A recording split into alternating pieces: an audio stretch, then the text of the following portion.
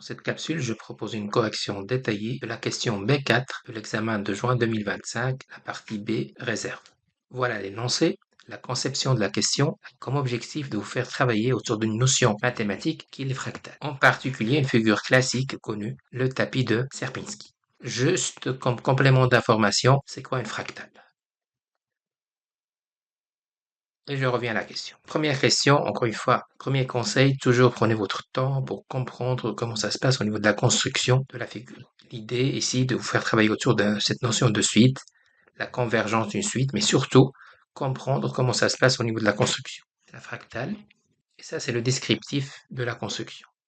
Alors j'ai décidé de mettre la réponse, en tout cas pour la question A, sous forme d'un tableau pour comprendre les étapes. Votre première étape, on part avec le premier carré de côté 1. Le nombre de carrés noirs, il y a un carré, donc l'air est de 1, unité au carré. Donc on va partir de 1 et à chaque fois, donc on va diviser en 9 parties, en 9 carrés identiques. Étape 2, on va multiplier par 8.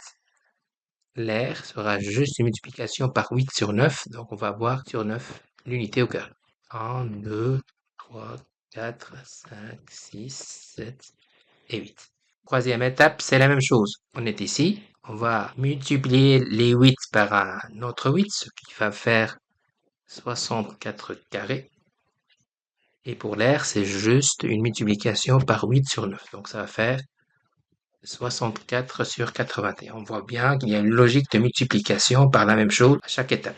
60 carrés sont là. L'étape 4, c'est toujours la même logique. Les 64 carrés multipliés par 8, ça va faire 512. Et pour l'air, c'est juste les 64 sur 81 multiplié par 8 sur 9. On a toujours cette constante de multiplication, ce qui va nous donner 512 sur 729. On peut continuer bien sûr, à chaque fois on va multiplier par 8 sur 9. Voilà la logique de la construction de cette figure fractale qui est le tapis de Sierpinski. Question B. Maintenant, on va apporter un formalisme mathématique à cette question géométrique.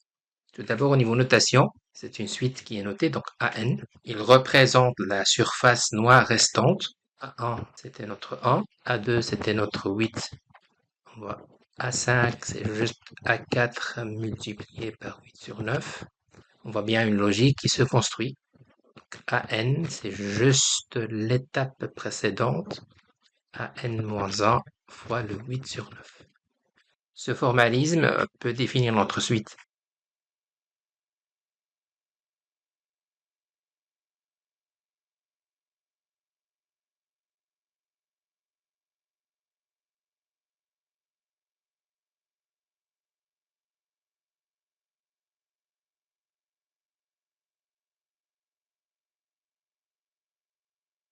Cette somme, le 4 envers plus l'infini. C'est juste pour transformer cette somme infinie en forme finie pour qu'on puisse démarrer la formule des suites géométriques. C'est une somme de k premiers termes.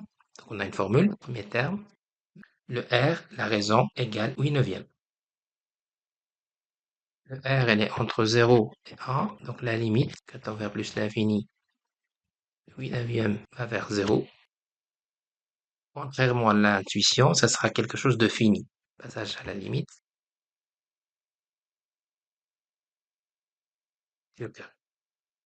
La question C. La forme récurrente, je la reprends. On va appliquer la formule qui donne le énième terme en fonction du premier.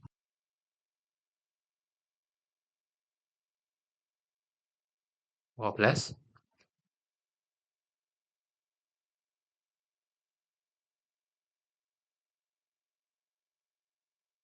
C'est la forme explicite. Le passage à la limite. De la même façon, on va utiliser le fait que la raison est entre 0 et 1, donc la limite est une suite convergente, il va vers 0, il tend vers 0.